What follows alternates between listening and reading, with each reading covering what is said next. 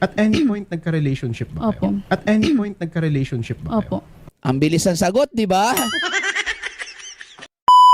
Meron ako ipaparinig sa inyo, guys. Di po kayo in any relationship with this vlogger content creator. Hindi po. Pero may Narinig nyo? May napansin kayo? May napansin kayo? Ulitin ko. Di po kayo in any relationship with this vlogger content creator. hindi po. Pero may Narinig nyo? Ulitin ko pa, ha? May napansin ba kayo? May napansin kayo? Di po kayo in any relationship with this vlogger content creator. hindi po. Pero may pag-uusap po kami noon.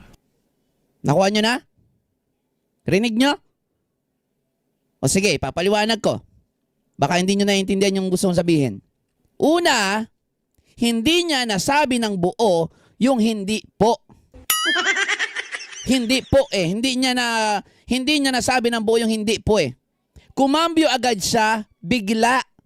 Doon sa salita na pero may pag-uusap sila noon. Which is parang gusto ko maniwala na totoo ang sinasabi ni Kuya Bal na 1 year na sila. May pag-uusap sila noon. Kasi tinanong siya ni attorney. No? And then, hindi po pero. Di ba? Kasi kung hindi, diretso lang, hindi po. Hindi po kami naging kami. Ganun lang. Nagigets nyo? Naintindihan nyo? Tuloy natin. Na yung parang po, nagbibigay po siya sa akin ng motibo. Tas Okay, isa pa yon. Tingnan nyo ha. usap po kami noon na yung parang po, nagbibigay po siya sa akin ng motibo. Okay? Kumambyo agad siya na pero may pag-uusap kami o sila noon. Pero ano yung kasunod? Ano kasunod? Na may gusto. Hindi niya niliwanag kung ano yung pag-uusap nila na yun. Wala. Pero may pag-uusap po kami noon. And then iba na naman. 'Di ba? Eto na ba yung tinutukoy niyo Kuya Bal na 1 year na sila? Ulitin ko, dire-diretso ha, dire-diretso. Di po kayo in any relationship with this vlogger content creator. Hindi po. Pero may may pag-uusap po kami noon Noon? na Ano? yung Na ano? parang po, nagbibigay po siya sa akin ng motibo. Okay. Tas Walang malinaw kung ano yung pinag-usapan. Ang sinabi niya, nagbibigay ng motibo sa kanya. Di ba? Bigla na naman siyang nag-ship sa parang nagkagusto sa kanya si Edo o nagbibigay ito ng motibo. Di ba? Marami siyang lapses dito at hindi talaga malinaw yung sinasabi niya dito. Okay? ano po, Yung mga ganong galawan, guys, kung ikaw ay psychology, maiintindihan mo eh. O kaya kahit hindi ka psychology, maiintindihan mo pa rin. Magigets mo eh. Yung nachochoke ka, di ba? Kasi kung totoo yung sinasabi mo dyan, walang kasinungalingan, bukal sa puso, dire-diretso lang yan. Pero kung kinabisado mo yan, aba, machochoke ka talaga. Nagigets nyo po ba? Di po kayo in any relationship with this vlogger content creator. hindi po. Pero may pag-uusap po kami noon na yung parang po, nagbibigay po siya sa akin ng Shit. motibo. Tas po, ako po kasi talagang nagkagusto din po ako dun sa vlogger po na yun. Oy! O ayan. Inamin talaga niya dito, no, na nagkagusto siya kay Edu.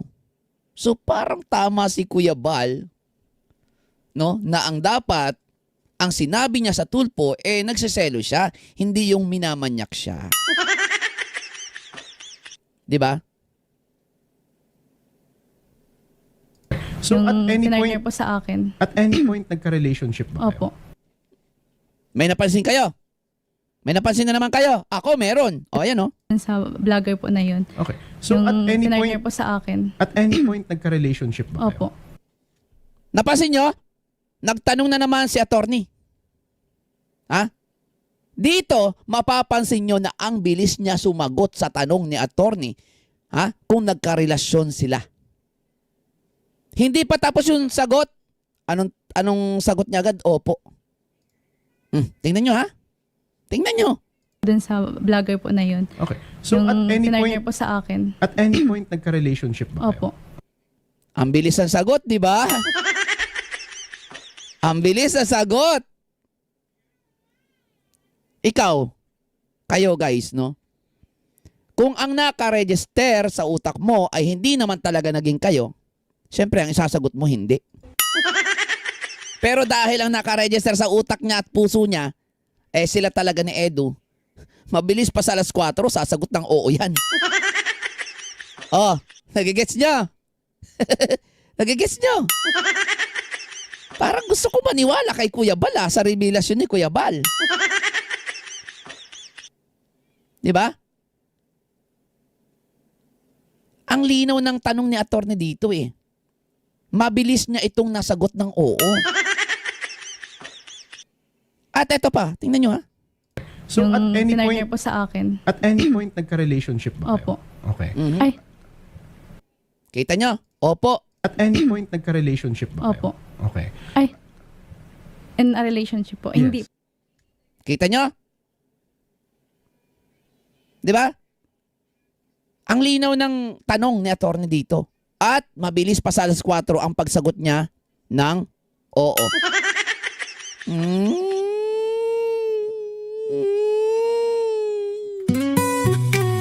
Dinilaan ko ang pechay mo, kahit walang hugas pa ito.